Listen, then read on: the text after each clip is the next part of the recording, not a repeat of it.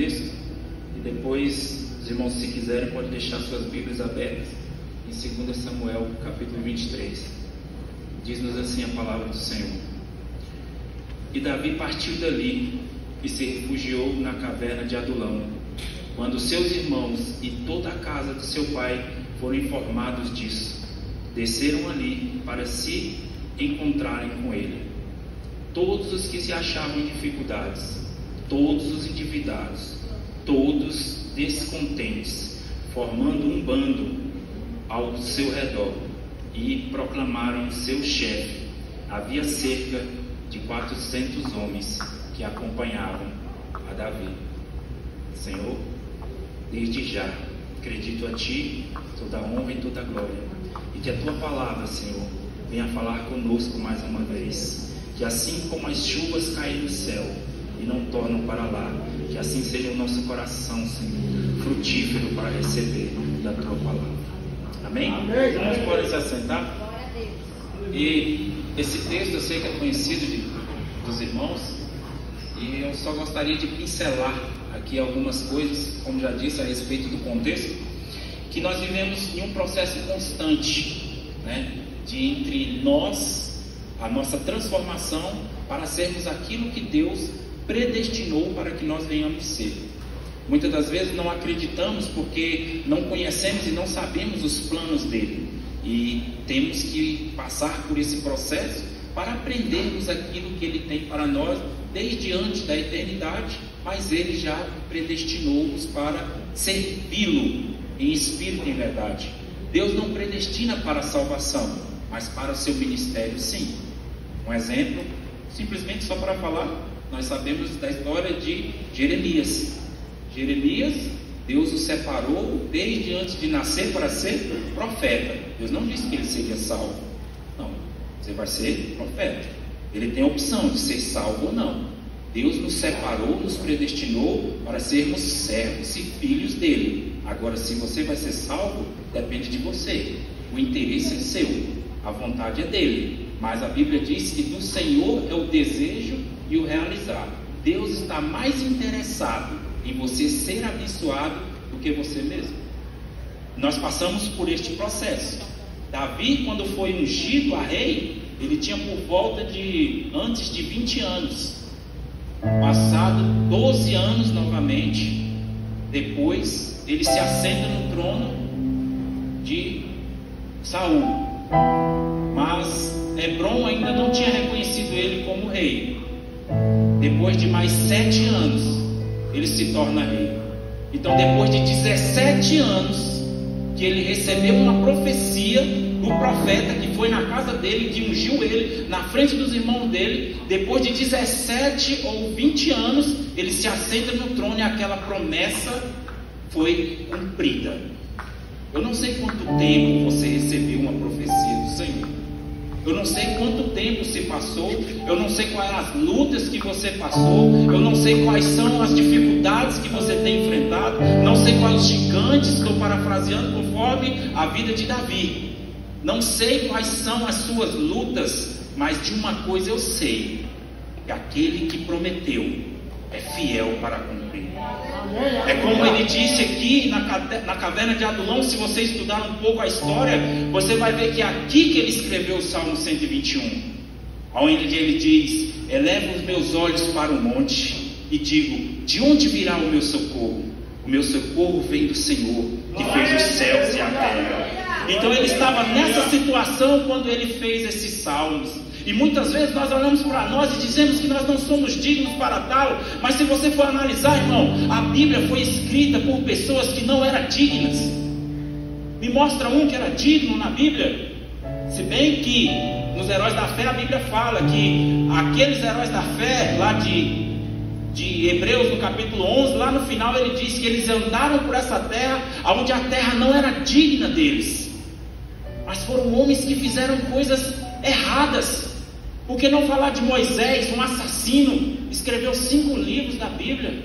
Por que não falar de outros que, por um exemplo, nós poderíamos citar Paulo, que teceu a espinha dorsal da teologia e doutrinou a igreja do Senhor Jesus Cristo? Quem era Paulo? E muitas das vezes nós nos deparamos com o nosso chamado e achamos que nós não somos dignos. Mas não é o que a Bíblia diz. A Bíblia diz que nós estamos em um processo. Só que no meio desse processo, ele é como se fosse essa caverna. Tem quem presta, mas quem presta também às vezes não vem.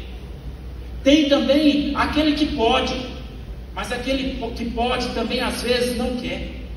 Tem aqueles que têm, mas às vezes também faz como se não tivesse. Agora, como Davi disse, é só eu e você. É só eu e o rei. A Bíblia fala em 2 Samuel, no capítulo 23, eu pedi para os irmãos deixarem aberto. Ele fala de uma história sobre os valentes de Davi.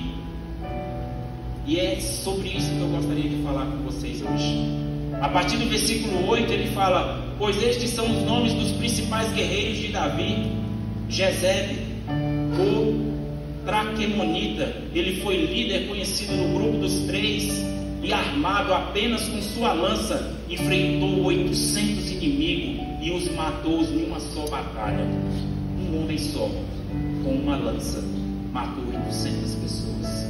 Versículo 9: depois Eleazar de Ben-Dodô, filho de Dodô, neto de Aioni, os nomezinhos estranhos, para a gente colocar os nossos filhos, um dos 3 guerreiros que estavam com Davi, que quando desafiaram os filisteus que haviam se juntados para a guerra, enquanto o povo de Israel se retirava, ele manteve-se firme e lutou bravamente contra os filisteus, até que sua mão adormeceu e ficou grudada à sua espada. E naquele dia Yahvé operou poderosamente vitória, e qual o exército retornou para onde Eleazar estava, e somente para poder se apoderar dos seus despojos de guerra.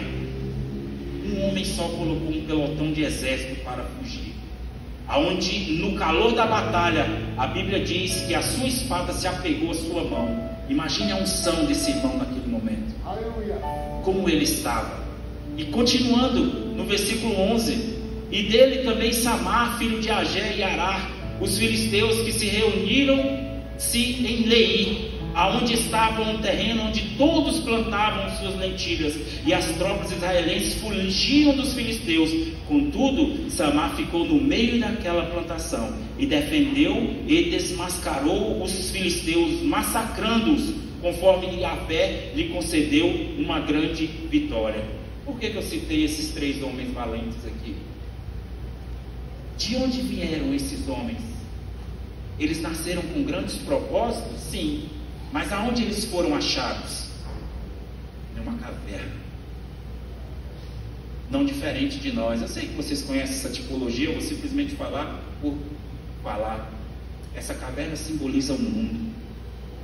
Davi simbolizava o Senhor Jesus, e ele veio até nós. E ele nos tirou de lá e nos trouxe para o seu reino, do seu Filho, do seu amor, e nos colocou nas regiões celestiais, conforme diz Efésios capítulo 3, versículo 1, aonde diz que estamos nós assentados nas regiões celestes em Cristo Jesus, aonde Deus nos abençoou com todas as sortes de bênçãos. Só que muitos de nós não temos a capacidade, não temos a coragem de exigir aquilo que é nosso, que é direito nosso. Eu vou dizer algo para vocês aqui, irmãos. Não pense que as bênçãos do Senhor vai cair nos seus braços de mão beijada. Não vai ser numa rede tomando água de coco que você vai receber um anjo e ele vai falar com você: vai lá e gasta esse cheque aqui porque ele é todo seu. Não. Vai ser nas batalhas, vai ser nas lutas, vai ser no meio dos... Vai ser no meio... Ele apaga.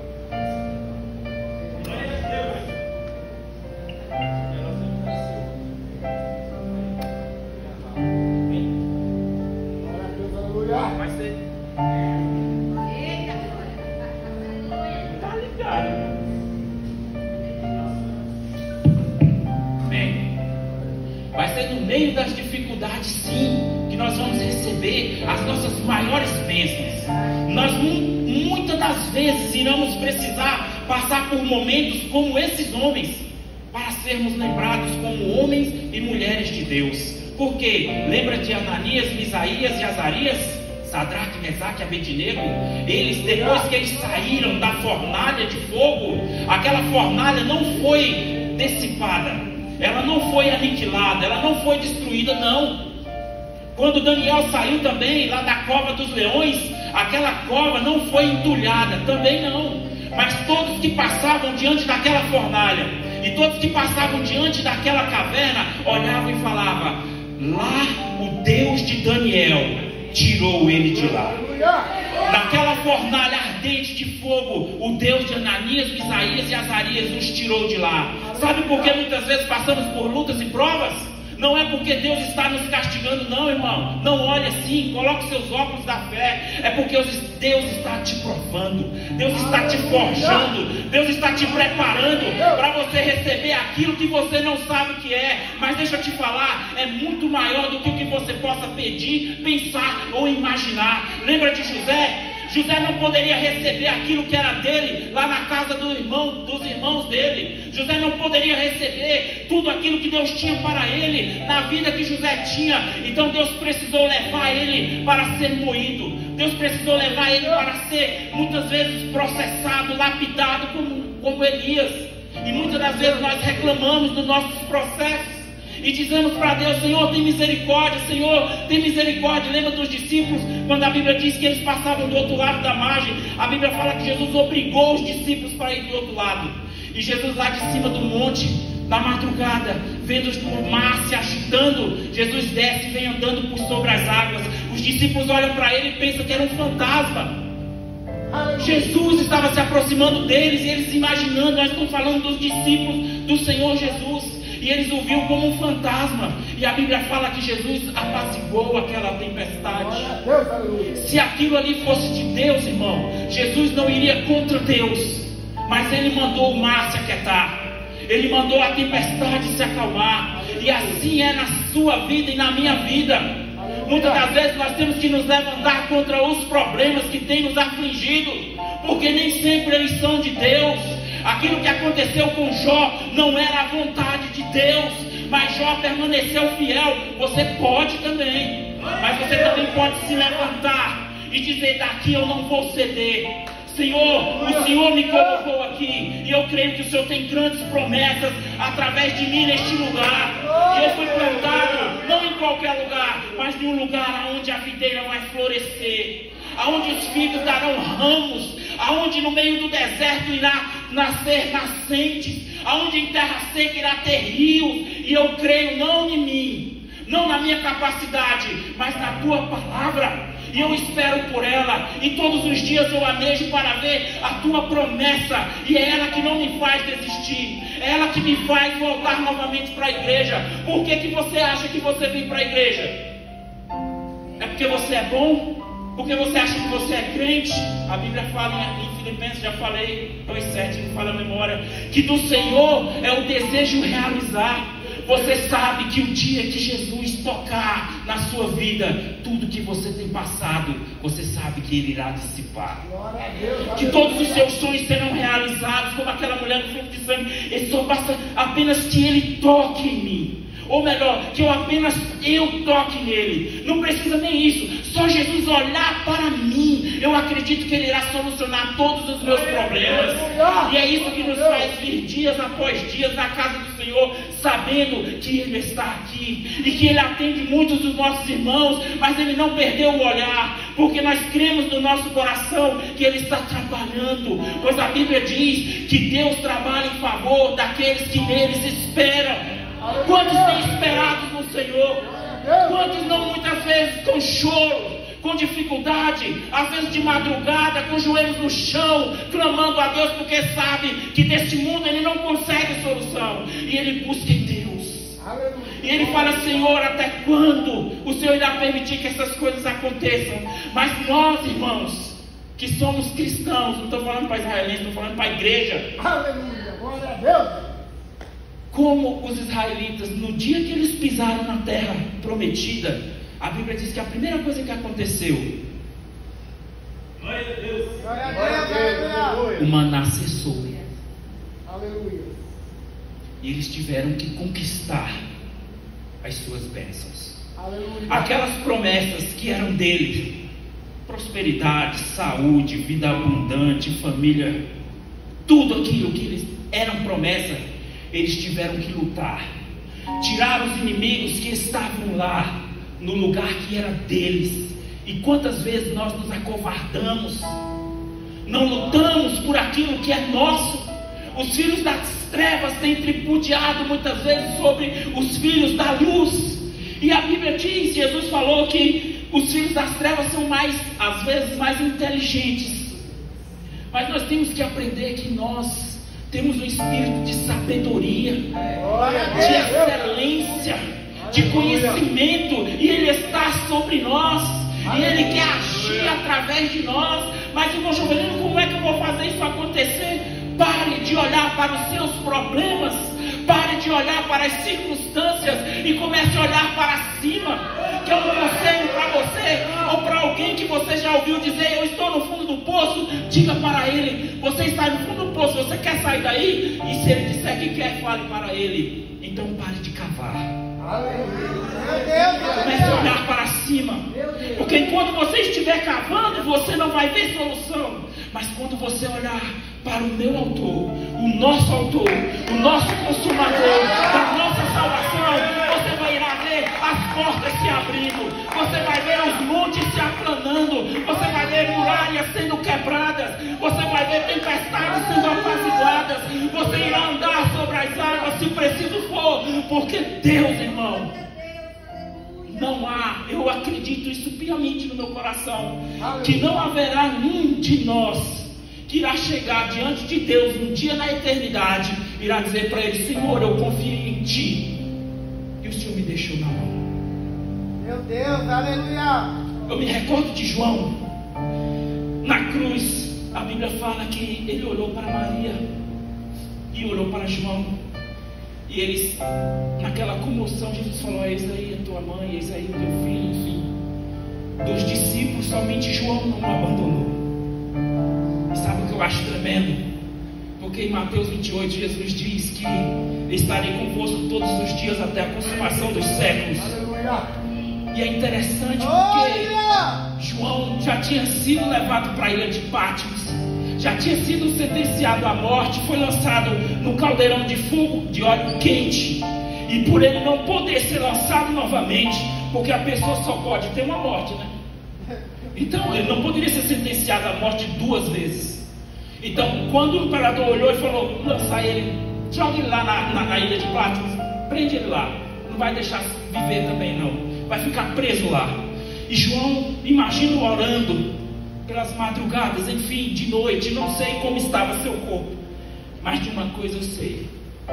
Apocalipse capítulo 4, Jesus aparece para ele e fala: João, sobe aqui, Meu Deus. eu te anunciarei as coisas que foram, as coisas que são e as coisas que hão de acontecer.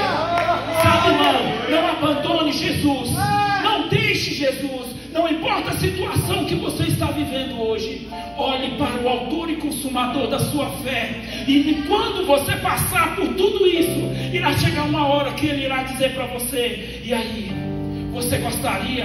Você passaria por isso novamente? Eu tenho certeza, pois eu sou assim. Depois de passar por lutas, provações, dificuldades, tribulações, no final eu olho para trás: Senhor, eu poderia ter sido mais fiel. Eu poderia ter sido, desculpa a expressão, mais crente. Eu poderia ter sido realmente um filho de Deus naquela hora. Eu poderia ter feito aquilo, mas agora não tenho mais essa oportunidade. Mas quando surgir novamente, aí eu vou me levantar. E é assim que nós temos que fazer, como um exemplo de Samar. O campo de lentilha simbolizava a família dele, simbolizava as terras dele, simbolizava as posses dele, simbolizava tudo que ele tinha. E aí os filisteus vieram contra, e ele se posicionou daqui para trás, delimitou: eu não dou um passo para trás. E no nome do Senhor, pode vir o inimigo que for, eu não irei voltar, pois eu irei lutar por aquilo que é meu. aquilo que Deus me deu, a promessa que Ele me deu. E eu estou aqui para reivindicar ela. Não importa o inimigo, não importa o demônio, não importa o principado, potestade que se levante. É isso que está faltando no nosso meio, irmãos. Pessoas destinadas, não, pessoas decididas e posicionadas para fazer, não às vezes a sua vontade, mas a vontade de Deus. Nós temos que estamos aqui, não é porque nós somos bons, é porque Ele nos escolheu, Ele nos nomeou, Ele nos indicou, Ele nos fortaleceu, Ele nos fez prevalecer, Ele nos colocou neste lugar para quê? É interessante, sabe, mas é triste também notarmos os tipos de crente que nós vemos no meio das igrejas. Eu falo de um contexto geral. Pessoas que se dizem que servem a Deus, que amam a Deus, que deixariam tudo por amor a Deus. Eu falei isso numa igreja que eu era, e um irmão, ministro de louvor, ficou muito chateado comigo, porque aquilo balançou ele. E eu falei que no dia, na hora do louvor, é a hora que nós mais mentimos. Eita. Que nós dizemos que fazemos tudo por Ele, que nós nos derramamos, que nós entregamos nossa vida. A Bíblia fala em 2 Coríntios capítulo 5, versículo 14, que o amor de Cristo nos constrange, julgando nós assim: se um morreu por todos, logo todos morreram. E se Ele morreu por todos, é para os que vivem, não vivam mais para si, mas por aquele que por eles morreu e ressuscitou. Nós estamos vivendo muitas vezes para nós. Meu Deus. É um segundo carro, é uma terceira casa, é mais um dinheiro guardado. E muitas das vezes dizemos que somos crentes. Quanto tempo, se nós colocássemos um datafolha ali na porta e perguntasse para ele: quanto tempo você gasta por dia lendo a Bíblia? Eita. Não, irmão Jovelino, pega leve. Calma, pastor. Vamos ver por semana, tem visitante. Vamos ver por semana. O dia tem 24 horas. 8 horas eu durmo, 8 horas eu trabalho. Pessoas normais, né? Tem uns que trabalham mais, outros trabalham menos, mas geralmente a média é essa. 1 hora de transporte para o trabalho, 1 hora para voltar, 8 e 8, 16, 2, 1 hora para ir, 1 hora para voltar, 18. 1 hora para almoçar e 1 hora para jantar, 20. Sobraram 4 horas. De quem são essas outras 4 horas? Se você olhar no celular dele, tem uma média de tempo, que é ponto de função. Você vê quanto tempo ele gasta nas redes sociais. Mas não tem tempo para a Bíblia. Não, irmão, pega leve, vamos por semana. A semana tem 176 horas. Dessas 176 horas, quanto tempo você separa para oração, adoração, para jejum e para a palavra? Meu Deus. Isso eu estou falando uma semana. Imagina num ano. Sabe qual é a base do cristão, irmão? Já viu aquele tripé? Se tirar um pé dele, você acha que ele fica em pé? Não, né? Então, oração, jejum e palavra. Se você não tem isso, irmão, cuidado. Você está caminhando no caminho, no terreno do inimigo. Tudo aquilo que você não conhece é terreno do inimigo, porque a luz não se manifestou naquele lugar. É terreno do inimigo. Eu não tenho tempo para falar sobre isso, mas eu vou simplesmente deixar te situar aqui a respeito disso. Certa vez um irmão, tem muito tempo isso, ele saiu de casa e falou lá na escola dominical: vou para a escola dominical, pode se levantar o diabo que for, eu vou para a escola dominical. Quando ele acordou, o pneu estava furado, murcho. Ele: o diabo, tá? Correu no step, vazio. Mas eu vou. Ligou, naquele tempo não tinha aplicativo, né? Uber, ligou pro táxi. O táxi demorou um pouco, chegou. Ele: rapaz, vamos embora, eu quero ir para a igreja e tal. E o cara foi levando ele. No meio do caminho, no cruzamento, uma Scania pegou 4 carros, de 3 a 4 carros. Todos os envolvidos, fora o motorista da Scania, morreu no cruzamento. passou, chegou na escola dominical quase no final, quase do transtorno, né? Acabou o ensino, ele chegou para o pastor e falou: pastor, eu tenho uma pergunta. Não pode falar. Contou a situação e falou: tudo bem, o que é que tem? Quem foi que furou o meu pneu? Quem foi que esvaziou o meu step para que eu não estivesse naquele horário, na hora daquele acidente, ou envolvido naquele acidente? Foi Deus ou foi o diabo? Sabe responder? Nessa hora nós entendemos se realmente somos ou não de Deus, porque aquilo que nós desconhecemos é terreno do inimigo. Assim que eu vim para a igreja aqui, não sei se os irmãos lembram, né? Alguns novatos, às vezes as pessoas olham um pouco mais. Eu estava com uma marca na testa. E eu fiquei sem graça, até falei para o apóstolo, né? Ele falou: não, irmão, quinta-feira eu quero conversar com você. E isso aconteceu na terça-feira. Eu não sei como, sou bariátrico, me deu um dump, eu apaguei. Estava dirigindo, bati o meu carro. E aí, graças a Deus, né, que não teve vítima, eu nem sei onde foi, não sei como foi, não tenho como explicar. Só sei que eu dei uma ré e cheguei em casa. Tudo bem. Aí deu aquela marca, né, inchada. No outro dia eu não fui trabalhar e depois voltei a trabalhar e o apóstolo falou: olha, quinta-feira, irmão.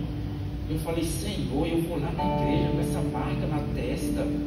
Ah, não, Senhor. Acho que eu vou ligar, vou falar com o pastor, vou inventar uma desculpa. Apóstolo, olha, infelizmente hoje não dá, porque aconteceu um acidente, graças a Deus estou vivo e tal, enfim.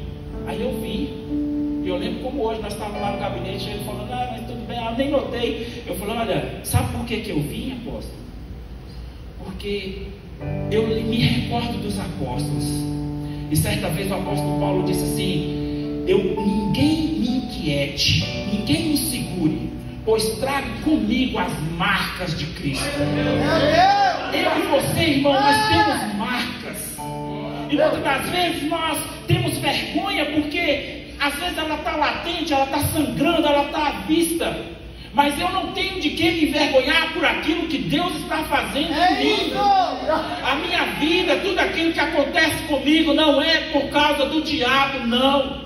É por permissão de Deus. E se isso aconteceu ou está acontecendo na sua vida, não é o diabo, não. É Deus te lapidando. É Deus cuidando de você. É te moldando para que você possa suportar aquilo que Ele tem para colocar sobre você. Chegar no alto não é difícil. Difícil é permanecer lá. Então, às vezes, antes de você chegar onde você acha que vai chegar, Deus está te preparando para te levar num lugar que você ainda não imaginou, de fazer coisas que você nunca desejou, mas é isso que está no coração dele. Para que isso aconteça, muitas das vezes nós iremos ter que nos posicionar, iremos ter que dizer: Senhor, eu estou contigo e não abro. Não, onde está tendo mundo aí? Estou contigo e não abro. Né? E assim nós temos que fazer, irmãos. Como uma vez eu citei, muitos irmãos não entenderam, né, a respeito dos querubins. Um terço do céu caiu, mas 2 terços permaneceu. E 2 anjos estavam na porta do jardim do Éden. Aleluia. E eles com uma espada flamejante, como quem dissesse: daqui não passa não. Pode vir o que for, não vai. Como está o seu campo de lentilha? Se você continuar nesse texto que nós estávamos lendo aqui, no versículo 15, a Bíblia fala: e Davi expressou assim seu grande desejo. Ele suspirou, em algumas traduções, né? Ele diz: quem me dera beber um pouco da água que brota na cisterna que está junto da porta de Belém. Versículo 16. Então aqueles 3 valentes, é até difícil falar o nome deles, né?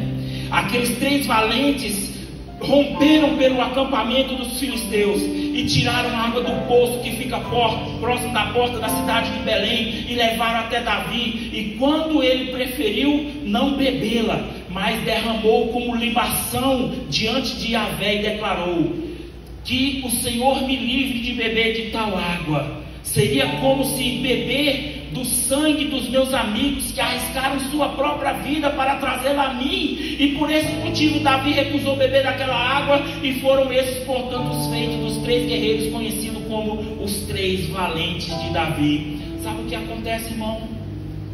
Como eu falei no início, e se Jesus viesse hoje e pedisse algo para você? Todos os dias nós viemos aqui, dizemos que pedimos, buscamos algo dele. E se ele dissesse para você hoje, irmão, irmã, hoje eu quero algo de você, eu quero beber daquela água. E muitas das vezes nós não entendemos, né, a mensagem de Deus. Lembra quando Jesus estava no tanque, junto com aquela mulher samaritana, em João capítulo 4? Que interessante, né? 12 homens saíram para comprar um lanche, Jesus fica sozinho ali. E quando aquela mulher se aproxima, ele fala com ela. E quando eles voltam e eles estão, Jesus falando com ela, e ela saiu para anunciar o evangelho e trouxe aquela cidade aos pés de Jesus. Mas Jesus olha para eles e fala: olha, eu tenho uma água. João capítulo 4, versículo 31 e 34. Nesse inteirinho os discípulos lhe rogavam, dizendo: mestre, come. Mas ele lhe disse: uma comida eu tenho para comer, e vós não conheceis. Diziam então os discípulos aos outros: teria porventura alguém trazido o que comer? E disse-lhe Jesus: a minha comida consiste em fazer a vontade daquele que me enviou para realizar a obra dele. A água que ele quer, o diabo está segurando, e nós temos que dizer: o meu Pai também quer este daqui, e eu irei levar para ele. Glória a Deus. O diabo muitas vezes tem segurado algo que está nas tuas mãos. O diabo muitas vezes tem segurado algo que está ao seu redor. E você não pode passar desapercebido como o sacerdote, como o levita, que passou diante daquele que estava lançado no chão. Não. Você tem que ir até ele e dizer para ele: olha, eu não tenho prata, talvez também não tenha ouro, mas o que eu tenho, isso eu te dou. Levanta-te e anda e segue-me, e vamos juntos cultuar o meu Deus lá na minha igreja. Você vai ver como é que Deus trabalha com aqueles que esperam nele. E Deus tem esse desejo, sabe, irmão? Deus tem essa fome. Deus está com essa sede de ver em mim e você esse desejo, essa coragem que ele viu nesses 3 valentes de Davi. Porque o pai suspira sim pelos filhos que ainda estão perdidos, e que muitas das vezes, pelo nosso comodismo, nós não vamos até eles. Mas o pai está suspirando, e ele está olhando para cada um de nós nessa noite, como quem diz: será que você vai? Será que você pode fazer isso por mim? E se eu queria tanto que aquele seu vizinho estivesse aqui do seu lado. Eu queria tanto que aquele mendigo que você viu na rua hoje, que você negou para ele R$2 no semáforo, ou dentro do ônibus, em algum lugar, eu queria tanto que ele estivesse aqui nessa noite. Eu queria tanto que ele tivesse aquilo que você tem. Eu queria que você repartisse aquilo que eu te dei para com ele. Eu me recordo quando eu aceitei Jesus, um pouco tempo depois era cooperador. Isso eu estou falando mais ou menos em 97. Tinha um irmão que estava pregando, missionário, e ele pregava, ele estava sentado com a jaqueta de couro. Naquele tempo isso não era normal. E ele pregando e ele falando, eu lembro como hoje: melhor é um dia nas portas dos atos do Senhor do que 1000 anos do lado de fora. E eu olhava para ele, novo convertido, eu falava: para você é fácil falar isso, né? Você é missionário, você sai de ônibus, viaja o Brasil todo, a igreja banca você e você está fazendo a obra de Deus. Para você é muito fácil falar isso. E os irmãos passavam tempo de chuva, né? A igreja meio barrenta. Hoje em dia você vê que, né, tem algumas dificuldades, mas vai melhorar. E aí tinha um paninho sujo, e eu ia lá com a ponta dos pés, que tinha uns que passavam, não dava nem a paz do Senhor. E eu, enfim, estava lá, ia lá com a ponta dos pés, ajeitava o tapete. E aí Deus me fez lembrar de quem eu era e aonde eu estaria se eu não estivesse ali nas portas dele. E eu olhei, porque eu tinha falado, né? Para você é fácil, né? Você que está aqui ajeitando esse pano sujo aqui para os outros embolar de lama. Deus me fez lembrar de onde eu estaria se eu não estivesse lá. Na mesma hora o irmão passou, eu não peguei nem na mão dele. E eu não fui mais com as pontas dos pés, eu fui com as mãos. Estiquei aquele pano sujo e falei: Senhor, eu te dou graças, porque o Senhor permitiu, Senhor, que eu estivesse na sua casa. Nem que seja nas portas, Senhor, nem que seja apenas para ajeitar esse pano sujo que teus servos passam e ajeitam. Eu só quero, Senhor, permita que eu esteja aqui. Não me deixe ir para fora. Irmão, quem é que está com o Senhor aqui e nunca teve sua vida mudada? Quem é que serve ao Senhor e nunca teve sua vida transformada? Imagine aonde você estaria se não fosse o Senhor. Se não fosse Deus na sua vida, onde você estaria? E agora, por causa de uma dificuldade, por causa de um algo pequeno, muitas vezes a gente fala: eu vou para a igreja, não, hoje não dá. Olha, irmãos, minha esposa não gosta que eu fale disso, mas eu não vejo outra maneira de expressar, e como é a primeira vez, então para os irmãos é novidade. Talvez já ouviram por alguém. Aconteceu nesses países palestinos, lá o cristianismo não é assim.